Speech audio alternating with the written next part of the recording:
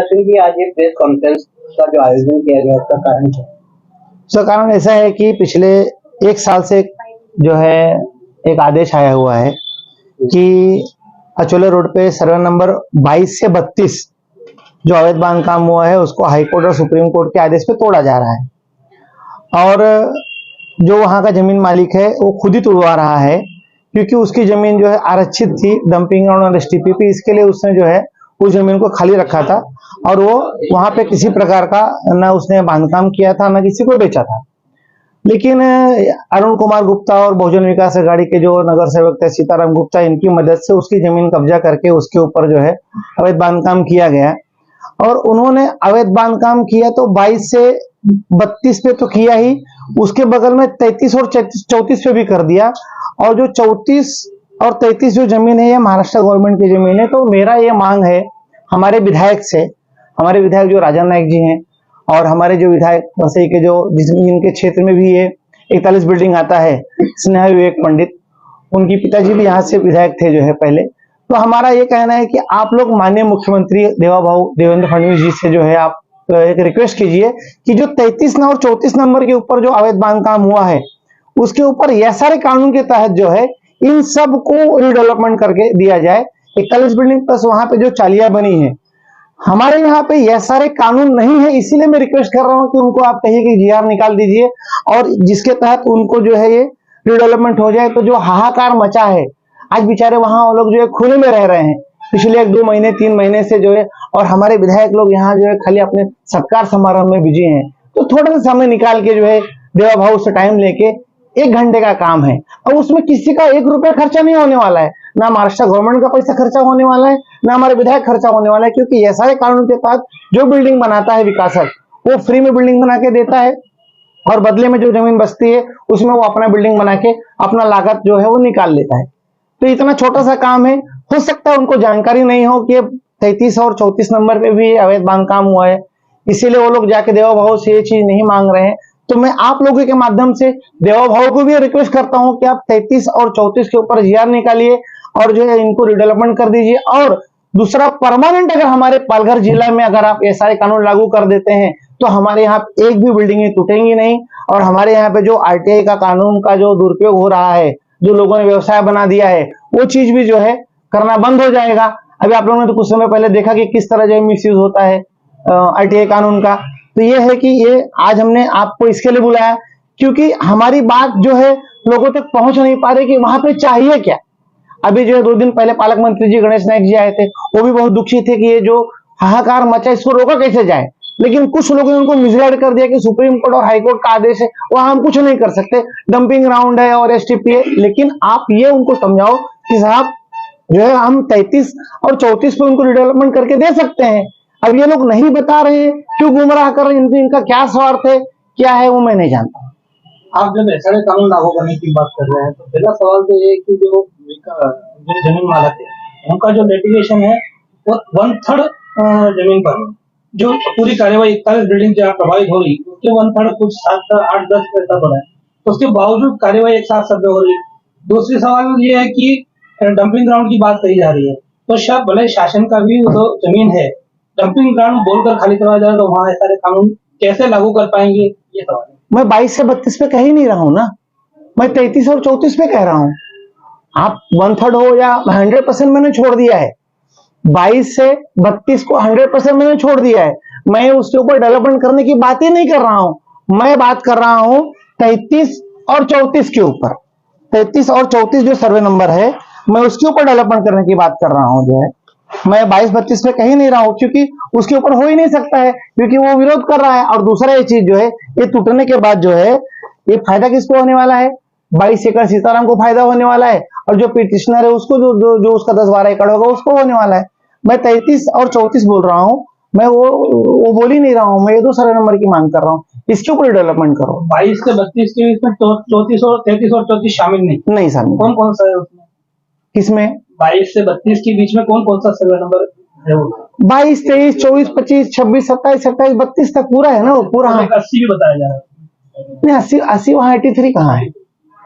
83 कोने में होगा? नहीं जानकारी में तो नहीं मेरी 83 है वहां, इसमें तो लेआउट में नहीं 83।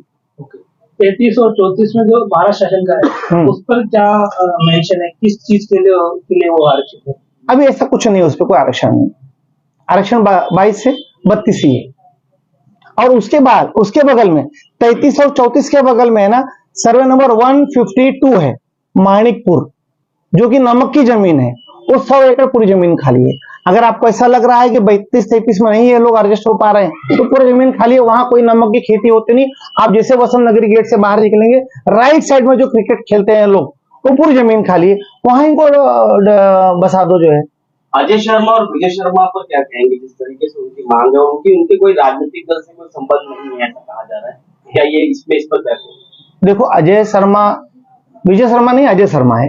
अजय शर्मा 2006-7 से उस अवैध बांधकाम को रोकने के लिए प्रयासरत था। उसको बहुत मारा गया, उसका हाथ वार टूट गया था, जो है फ्रैक्चर हो गया था। लेकिन पुलिस स्टेशन में जब कोई अवैध बांधकाम करता किसी पत्रकार को मारता है या किसी शिकायतकर्ता को मारता है, तो एनसी के ऊपर कोई एफआईआर वगैरह होता नहीं है। उसको बहुत मारा गया। अजय शर्मा और पटेल परिवार अपने जगह पे सही है, उनकी जमीन कब्जा की गई है, वो अपने जगह पे सही है, उनकी जमीन को खाली करके उनको दे दिया जाए। अब ये है कि वो जो 4-4 महल की बिल्डिंग बनी, एक वो 24 घंटे में नहीं बनी। इसके लिए महाराष्ट्र गवर्नमेंट जिम्मेदार है, महानगर पालिका के अधिकारी जिम्मेदार है, जो भी पूर्व विधायक थे वो उसके जिम्मेदार है। उनके कार्यकाल में कैसे बना, वहां के नगर सेवक जिम्मेदार है। वहां की जो महिला नगर सेवक थी विमला पाटिल जी, वो जिम्मेदार थी। उसके बाद अगर किरण भोरे के टाइम पे अगर बना होगा तो वो भी जिम्मेदार थे।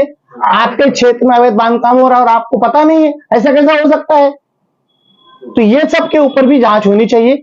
हमारे देव भवन ने जांच बिठा के, इसके ऊपर भी एसआईटी जांच बिठा के जो जो इसके दोषी हैं उनके ऊपर कड़क कार्रवाई होनी चाहिए, ताकि इस तरह का वापस कहीं नहीं होना चाहिए।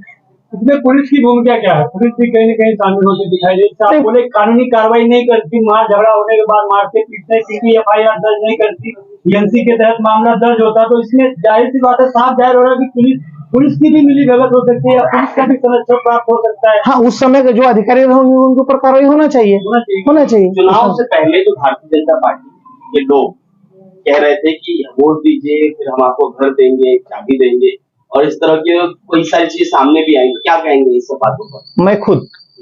मैं खुद वहां दिन भर बैठ के लोगों के हाथ पैर जोड़ता था कि आप इस बार जो है हमारे विधायक को चुन के लेके आइए। दोनों विधायक को चुन के लेके, वहां एक मंदिर है, वहां जाके मैं बैठता था, वहां मैं उनको रिक्वेस्ट कहता था कि देखो ये विधायक चुन के आएंगे, ये विधायक डायरेक्ट चीफ मिनिस्टर से संबंध इनका है, आप लोगों का काम तुरंत हो जाएगा। और मैंने हरदम ये जीआर की मांग की, क्योंकि मैंने कभी इनको सुप्रीम कोर्ट में जाओ ऐसा करो मैंने कभी नहीं कहा, क्योंकि सुप्रीम कोर्ट के जज के मूड पे है, देना है कि रिजेक्ट कर देना है, और उसी आदेश को फिर हर कोई मान के चलेगा। तो मैं डे 1 से, जब से ऑर्डर आया है तब से मैंने कहा है कि जो है आप इनको चुन के दीजिए, वैसे के विधायक को, नालासोपारा के विधायक को। ये लोग जो है डायरेक्ट देवेंद्र फडणवीस जी हैं, डायरेक्ट देव भाव हैं, ये लोग उनसे मिलके आपके लिए जीआर निकालेंगे। और जिस तरह उल्लासनगर बचा है, वहां के विधायक ने जिस तरह उल्लासनगर बचा है 2022 में, उस तरह आप बच जाओगे। मैंने हरदम ये कहा है। और वहां के लोग बाकायदा लोकसभा चुनाव में जो सन सिटी ग्राउंड में अमित शाह जी आए थे, वहां के लोग बराबर उस रैली में गए थे। लोकसभा का भी वोट उन्होंने दिया है, विधानसभा का भी वोट दिया, खुल के वोट दिया है। अब वहां के जो भी विधायक हैं, अगर वहां नहीं राजनगी वहां गए तो रोए थे, ठीक है, वो भावुक हो गए, लेकिन उनको भावुक नहीं होना चाहिए, उनको मजबूती से उनके साथ खड़े रहना चाहिए और काम करना चाहिए। वैसे कि विधायक के पास तो टाइम ही नहीं। उन्होंने अदृश्य शक्ति क्या है? अदृश्य शक्ति, देखो अदृश्य शक्ति ऐसा है, जब बिल्डिंग साफ हो जाएगा तो कोई ना कोई बिल्डर उसको खरीदेगा, कोई ना कोई बिल्डर खरीदेगा, और ये रिजर्वेशन भी हट जाएगा। जैसा सेंटर पार्क का यशवंत हाइट्स का मार्केट जोन का रिजर्वेशन हट गया, वैसे यहाँ का रिजर्वेशन हट जाएगा, 32 माले की बिल्डिंग बनेगी।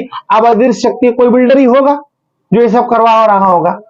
ये तमाम जो इमारतें टूटी हैं, जो सैकड़ों लोग बेघर हुए हैं और जो बेघर होने के कगार पे बैठे हैं, वो इस सारी परिस्थितियों का ये ठीकरा भारतीय जनता पार्टी पर छोड़ रही है। क्या? हाँ, वो सही है, क्योंकि हमने कहा, मैंने, उदय शेट्टी ने, एडवोकेट राहुल सिंह ने, विनोद ने, किरण बेदी ने, हमने जाके कहा वो बीजेपी को वोट दो। अगर अभी हम उनके साथ खड़े नहीं होंगे तो कौन खड़ा होगा? विधायक तो साथ वहां गए भी नहीं होंगे वोट मांगने, हमने उनके लिए वोट मांगा है, तो अपनी जगह पे सही, उन्होंने वोट दिया है तो वो तो बोलेंगे ना आप हमको मदद नहीं कर रहे हो, आप हमको रास्ते पे छोड़ दिए, वो तो उनकी जगह पे वो सही है। हम दोषी हैं, हमने उनको गुमराह किया, हमने उनका वोट लिया, और आने वाली महानगर पालिका में हम किस मुंह से वोट लेने जाएंगे? क्योंकि इसके बाद जो 90% वसी तालुका इलीगल है, इसी तरह से भी कार्रवाई होने लगेगी जो है, तो हम कैसे किसको मुंह दिखाएंगे? इलीगल पर कार्रवाई करने के लिए क्या विधायक आगे पेशकश कर रहे हैं क्या? ऐसा कोई? हाँ, वसई के विधायक ने पत्र दिया है, कुछ 999 जो ऐसे जो जैसा ये वसंत नगरी है, ऐसा जो है 944 प्रोजेक्ट हैं, ऐसा वसई के विधायक ने पत्र दिया है कि कार्रवाई होनी चाहिए। तो ये विधायक बनी है लोगों को बेघर करने के लिए कि घर देने के लिए, वो मेरे को समझ नहीं आया। उन्होंने क्या कहा है इस पर? इसे कहा है कि 944 प्रकरणी कार्रवाई होनी चाहिए। 944 क्षेत्र का क्या पूरे वसई विधान में? नहीं, ये उन्होंने अपने विधानसभा क्षेत्र का पत्र दिया, उनकी विधानसभा क्षेत्र का पत्र दिया। लेकिन मेरा कहना यह है कि आप विधायक हो, आप किसी को बेघर मत करो। आपके चुन के आने के बाद आगे इस तरह का अवैध बांधकाम नहीं हो, इसके लिए आप जो है अधिकारी के ऊपर नकेल कसो। हाँ, लेकिन जो है बन गया है, उनको आप कैसी सुविधा दे सकते हो, इसके लिए आप प्रयास करो। तो मांग कर सकती है ना? नहीं, लेकिन अभी लोग रह रहे हैं तो तुम बेघर क्यों कर रहे हो? तुम्हारी पिताजी विधायक थे तो उन्होंने क्यों नहीं रुकवा दिया? ये तो उनके कार्यकाल में बनी है ना। रुकवाने का काम करो, तोड़ने का बेघर करने का काम मत करो, उनको सुविधा दिलाने का काम करो। और आप विधायक हो, आपके कार्यकाल में यहाँ पे ऐसा कानून लेके आओ ताकि कोई भी यहाँ का गरीब आदमी बेघर नहीं हो सकता। क्या आपको लगता है कि आपकी मांग पर मुख्यमंत्री जी ध्यान देंगे? जब यहाँ के सांसद और विधायक उनसे मिलने गए इतना बड़े मामले पर, तो उन्होंने 1 मिनट का समय नहीं दिया। तो नहीं, क्या कैसा नहीं, इन्होंने समय मांगा नहीं, इनको समय मांग के बंगले पे जाके बैठ के बात करना चाहिए था। फोटो खींचाने के लिए आप बंगले पे जाते हो कि मैं जीत के आया हूं, आप शुभेच्छा ले लो, तो ये मांग के लिए आप वो भीड़ में क्यों गए मंत्रालय में? मुख्यमंत्री जी अपने बंगले में बैठे हैं ना। आपको समय, उनको समय चाहिए कि मैं लेके दूं क्या उनको समय मुख्यमंत्री जी का? बोलो। लेकिन आप उनको समझाओ, आप चुन के आए हो ना, आपकी जवाबदारी है। आप उनको समझाओ कि साहब ये 2 सर्वे नंबर के, हम रोकने को नहीं बोल रहे हैं, रोको मत, डेमोलेशन हो जाने दो, लेकिन उनका घर पट्टी, उनका लाइट बिल लेके उनको एसआरए कानून के तहत ये सर्वे नंबर प्लस वो जो नमक की खाली जमीन पड़ी है उसके ऊपर ही है। आपका सीधा ये कहना है कि चाहे विधायक हो या सांसद हो, उनकी इच्छा शक्ति नहीं है। आगे तस्वीरों छोड़ के भाग रहे हो आप उनको, गलत है। आप छोड़ के भाग, अब जिस एसआरए कानून की बात कर रहे हैं, अगर वो पालघर जिले में लागू हो भी जाता है, तो एसआरए कानून के तहत जो स्लम इलाकों में निर्माण हुए हैं उसको रिहेबिलिटेशन करने की बात की जाती है। स्लम रिहेबिलिटेशन अथॉरिटी एसआरए का तात्पर्य होता है। तो ये तो बिल्डिंग है ना, ये तो स्लम एरिया है नहीं, तो कैसे रिहेब होगा अगर एसआरए लगा? हाँ, सुनिए, आप जो बगल में बिल्डिंग बनेगी, देखिए इसके लिए स्पेशल केस है, इसके लिए मैं जीआर निकालने को कह रहा हूँ। मैंने ये नहीं कहा कि एसआरए कानून ला दो ये बन जाएगी। इसको स्पेशल केस में मैंने क्या कहा, जैसे उल्लासनगर में एक्स्ट्रा एफएसआई देके, उल्लासनगर में 2022 में एकनाथ शिंदे ने एक्स्ट्रा एफएसआई देके हजारों बिल्डिंग बचाई, वैसे इसके लिए स्पेशल जीआर निकालो कि 32, 33 और 152 मानिकपुर में ये 4 बिल्डिंग के लिए आप रिहाब करने का स्पेशल जीआर निकालो ना। एसआरए जैसा कोई जीआर निकालो, एसआरए में ही, क्योंकि एसआरए में ही फ्री में घर मिलेगा, तो आप एसआरए का जीआर निकालो, उसमें इंक्लूड करो कि 41 बिल्डिंग को भी आपको दिया जाएगा, आपको जितना जमीन चाहिए आप यहाँ से ले लो। ये तस्वीरें क्या कहती हैं आपकी, जो आप बहुत सारी तस्वीरें लेके बैठे? नहीं, तस्वीरें क्या है, वो फोटो है। और अभी हाँ, दूसरा, ये जो विधायिका जी है, इनके बगल में जो बैठे हैं वह भाई फोड़के हैं, हमारे वसई तालुका के वरिष्ठ पत्रकार हैं, एक जो है उनके लड़के हैं, ये रिटायर्ड अवर सचिव हैं, मतलब मनाली के कैडर के थे, होम डिपार्टमेंट से रिटायर्ड, ये इनके पीए हैं। तो क्या इनको एडवाइस नहीं दे सकते हैं कि आपको ऐसा करना चाहिए? किसके पीए? ये स्नेहा पंडित के पीए हैं। अच्छा, भाई फोड़के। और दूसरा, इनके जो पिताजी हैं, हमारे जो विवेक पंडित जी, हमारे वसई तालुका के स्वयं घोषित जो है क्या कहते हैं उसको, भाऊ नहीं, क्या तारणहार, नहीं तारणहार, 35 साल में इन्होंने जो है पूरा जो है वसई तालुका को जो है मुक्त करा दिया। विधायक बनने के बाद गायब हो गए 5 साल, अभी दिखाई दे रहे हैं अनिल पवार के साथ में। और ये इनका बहुत ही करीबी संबंध हमारे मुख्यमंत्री जी से है, और ये कैबिनेट मंत्री दर्जा इनके पास है। तो ये जो टाइम पास कर रहे हैं अनिल पवार जी के यहाँ पे, 5 मिनट का टाइम दो भाव को समझा देवे ना, इस जीआर निकालो, उनको रिहाब करो। क्यों परेशान कर रहे हो? तुमको वापस महानगर पालिका चुनाव के लिए लोगों को परेशान करने का है क्या? भड़का के चुन के आने का है क्या? अरे सुविधा तो अपने आप चुन के आ जाओगे।